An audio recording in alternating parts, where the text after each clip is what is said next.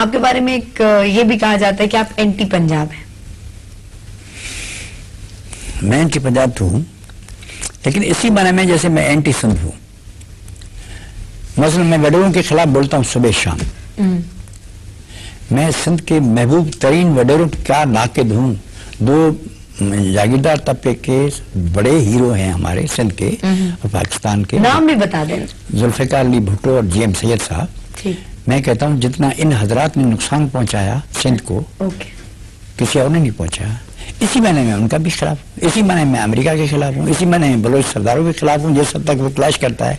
लेकिन not in general Punjabi अवाम के जितने पंजाब में मेरे दोस्त हैं कहीं और नहीं है।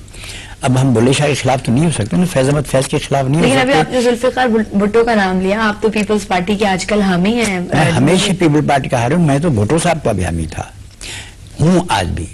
लेकिन मैं कहता हूँ कि जो असल पाकिस्तान था वो तो 1940 वाला था।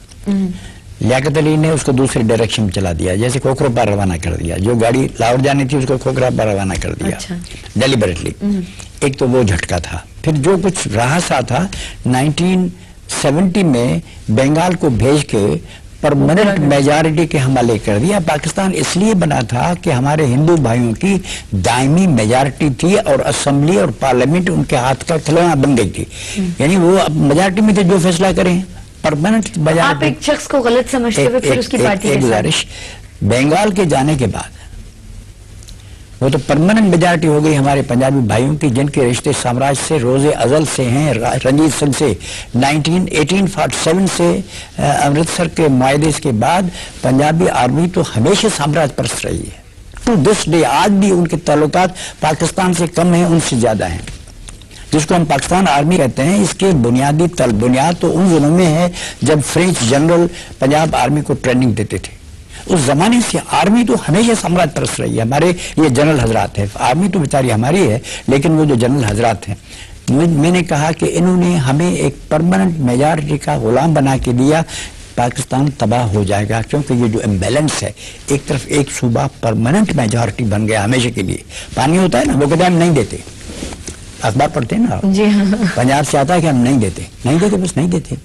और मुशर्रफ को चूंकि सदर रहना है, इसलिए दरियाओं को सिंध को सुखा के तबाह करके बर्बाद करके अपने 2 कौड़ी की नौकरी के लिए वो दरिया दे रहा है। आप क्या कर सकते हैं इस पाकिस्तान में? This is no Pakistan. ये तो नाम आप लगा दें, एक ठरे का दुकान हो, लगे कि मदरसतुल इस्लाम। बात हो रही पानी की कमी पे, तो आप कालाबाग डैम के इतने शदीद मुखालिफ क्यों हैं? मैं कालाबाग डैम का शदीद मुखालिफ नहीं हूँ। मैं 6 दरियाओं में जो आधा हिस्सा हमारा था उसका मुखालिफ हूँ कि वो हमें नहीं मिल रहा है। कालाबाग डैम तो दूसरी बात है, लेटेस्ट है वर्जन। मेरा सवाल तो 1859 से शुरू होता है, जब पंजाब के रूलिंग क्लासेस ने हमारा हिस्से का पानी डाइवर्ट किया। आज तक डाइवर्ट किया है। 6 दरियाओं में 5 खा गया हमारे रूलिंग क्लास के भाई।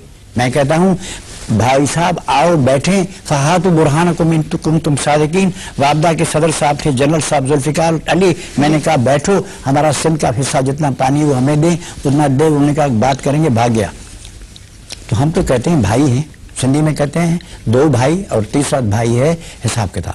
हिसाब करो, 5 दरिया खा गए हैं। कालाबाग डैम तो ऐसा ही है। हम तो इसके जो पहला बने हम उसके खिलाफ हैं। हाँ, ये गलत प्रबंधन करते हैं कालाबाग। हम कहते हैं दरियाए सिंध के पानी का जो बचा कुचा हमें सरप्ले है वो भी तुम बंद करके उसको दे रहे हो, क्योंकि तुम फैसला कर चुके हो कि पाकिस्तान को खत्म करना है। इसलिए पानी तुम उधर रोक देते हो। पानी ले लो, फिर इनको छोड़ दो, सिंध दफा हो जाए, खत्म करो, फिनिश। जमीनें बेच दोगे अमेरिकी कंपनी उससे के साथ, लूट के खत्म करके तबाह करके